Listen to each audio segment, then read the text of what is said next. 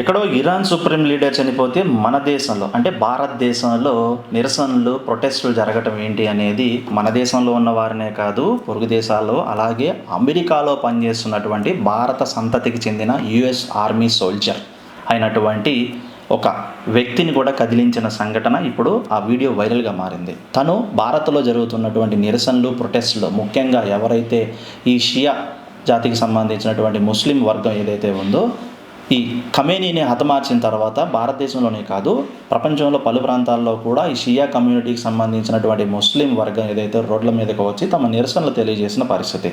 నిజానికి ఇరాన్లో తన సుప్రీం లీడర్ మరణిస్తే అక్కడి మహిళలు అక్కడి ప్రజలు సంబరాలు చేసుకుంటుంటే ఒక చీడపురుగు పోయింది, దేశానికి పట్టిన శని వదిలిపోయింది, ఇంతటి నిరంకుశవాది అలాగే దుర్మార్గుడు మరణించారని ఇరాన్ ప్రజలే స్వయంగా సంబరాలు చేసుకుంటున్న వేళ భారతదేశం లాంటి ఇటువంటి దేశాలలో ఆయనకి సపోర్ట్ చేస్తూ ఆయన ఫ్లెక్సీలతో ప్రకార్డులతో కూడా ఇది అన్యాయం అంటూ ఇరాన్ లీడర్ని అన్యాయంగా చంపారంటూ కూడా నిరసనలు ప్రొటెస్టులు చేయడం అనేది చాలా దుర్మార్గం.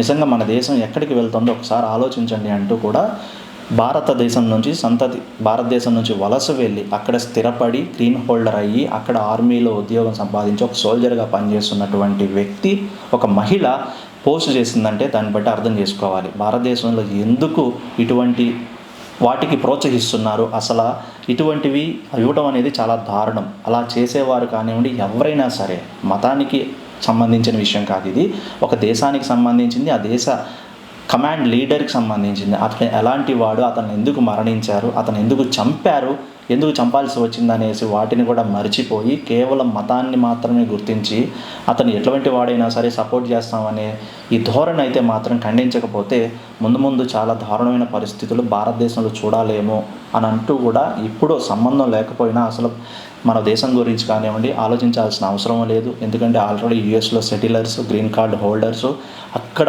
ఆర్మీలో సోల్జర్గా పనిచేస్తుంది అంటే కనుక అసలు మన దేశం గురించి కానీ మన దేశ మూలాల గురించి కానీ మన దేశంలో జరుగుతున్నటువంటి పరిస్థితుల గురించి కానీ ఆవిడకి అనవసరం, అసలు ఆలోచించాల్సిన అవసరం లేదు.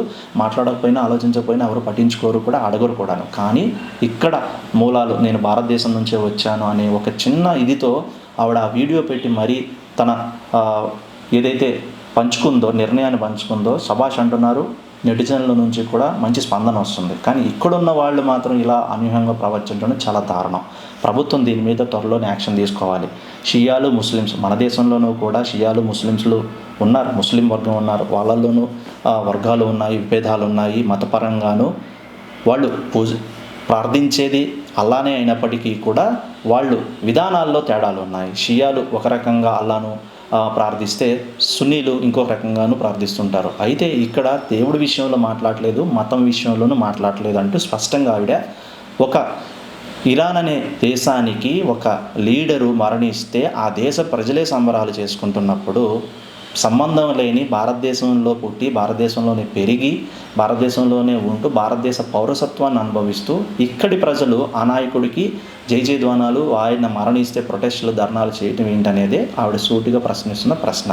ఆవిడ ఒక్క భారతదేశంలో ఉన్నటువంటి షియా కమ్యూనిటీ ముస్లిమ్స్ని కాదు, లేకపోతే ఇలా రోడ్ల మీదకు వచ్చి ప్రొటెస్ట్ చేస్తున్న వారినే కాదు, ఇండియన్ గవర్నమెంట్ని కూడా క్వశ్చన్ చేస్తుంది. ఇటువంటి వాటిని ఎందుకు మీరు ఎంకరేజ్ చేస్తున్నారు, ఇటువంటి వాటిని ఎందుకు ప్రోత్సహిస్తున్నారు అనగతొక్కకుండా. అంటే ఇంకా ఇలాంటి రాజకీయాలను ఆపి ఇప్పుడైనా సరే కరెక్ట్ వేలో మీరు ఇటువంటి వాటిని కనుక నిర్మూలించకపోతే దేశం చాలా ప్రమాద స్థాయిలోకి వెళ్తుంది. ముందు చాలా నిజమే ఆవిడ చెప్పింది కూడా.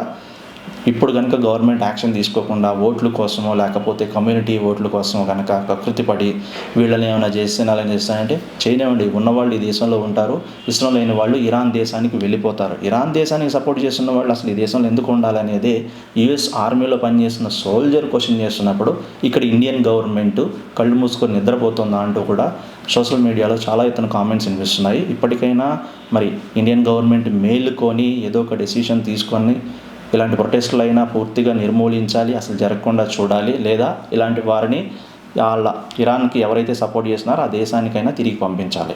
ఏదో ఒక నిర్ణయం తీసుకోకపోతే మాత్రం గవర్నమెంట్ కూడా ఈ రిమార్క్ వస్తుందనేది కూడా ఈవిడ చేసినటువంటి పోస్టు. మొత్తానికి ఏదైనా అక్కడ ఆర్మీలో యుఎస్లో ఎక్కడో ఉంటూ అక్కడే స్థిరపడి అక్కడే ఆర్మీలో పనిచేస్తున్న ఇండియన్ ఈ భారతదేశ జాతి మన దేశానికి చెందిన సంతతికి చెందినటువంటి మహిళ చేసింది అని అంటే ఇప్పుడు మాత్రం అందరూ ఆలోచించాల్సిందే అంటున్నారు. అలాగే నెటిజన్స్ నుంచి కూడా మంచి స్పందన వస్తుంది. ఆవిడ వీడియో ఇప్పుడు సోషల్ మీడియాలో పెద్ద ఎత్తున వైరల్ అయింది.